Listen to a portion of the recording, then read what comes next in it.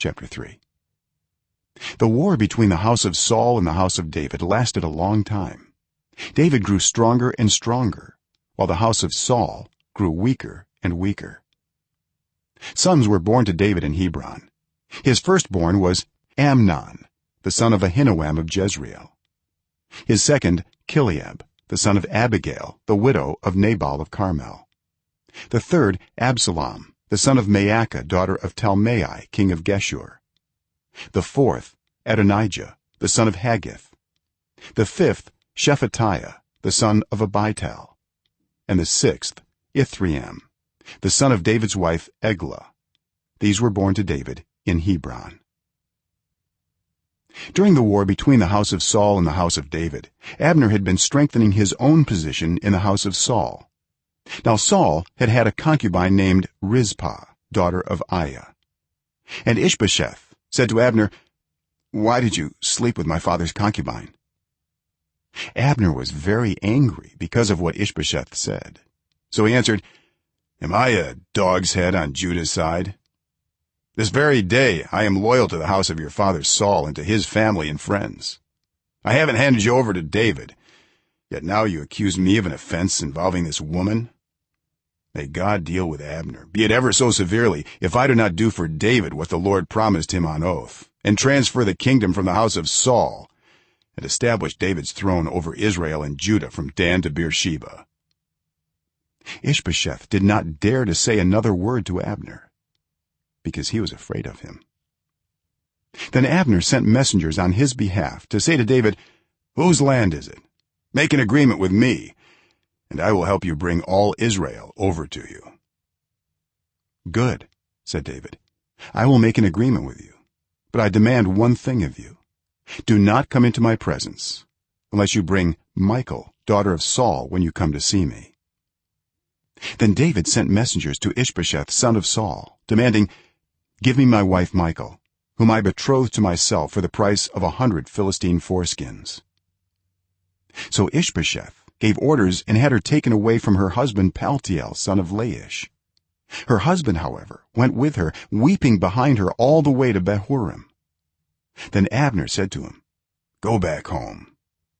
So he went back. Abner conferred with the elders of Israel and said, "For some time you have wanted to make David your king. Now do it, for the Lord promised David, 'By my servant David I will rescue my people Israel from the hand of the Philistines and from the hand of all their enemies.'" Abner also spoke to the Benjamites in person. Then he went to Hebron to tell David everything that Israel and the whole tribe of Benjamin wanted to do. When Abner, who had 20 men with him, came to David at Hebron, David prepared a feast for him and his men. Then Abner said to David, "Let me go at once and assemble all Israel for my lord the king, so that they may make a covenant with you, and that you may rule over all that your heart desires." So David sent Abner away, and he went in peace.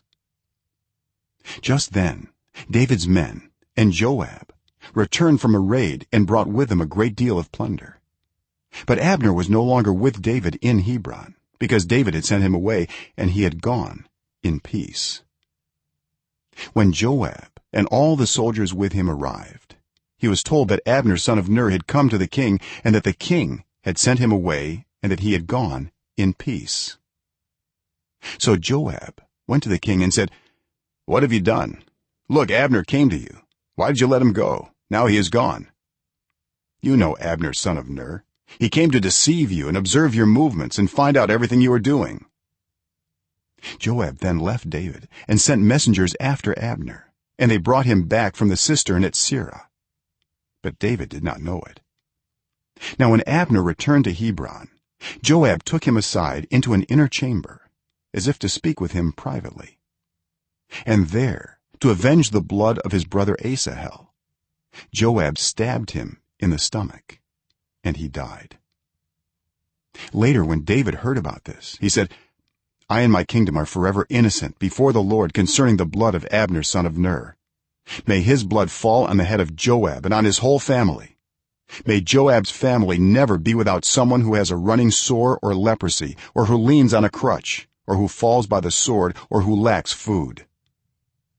Joab and his brother Abishai murdered Abner because he had killed their brother Asahel in the battle at Gibeon.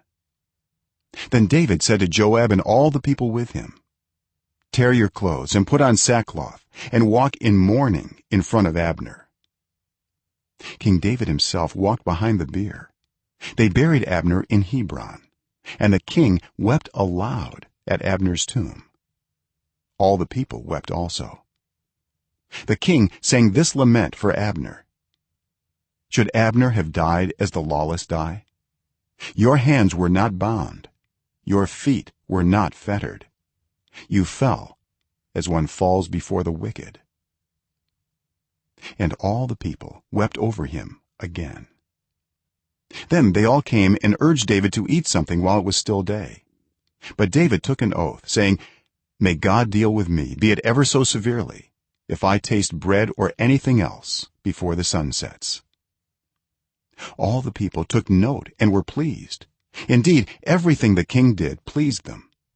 So on that day all the people there and all Israel knew that the king had no part in the murder of Abner son of Ner. Then the king said to his men, "Do you not realize that a commander and a great man has fallen in Israel this day? And today, though I am the anointed king, I am weak, and these sons of Zeruiah are too strong for me. May the Lord repay the evildoer according to his evil deeds."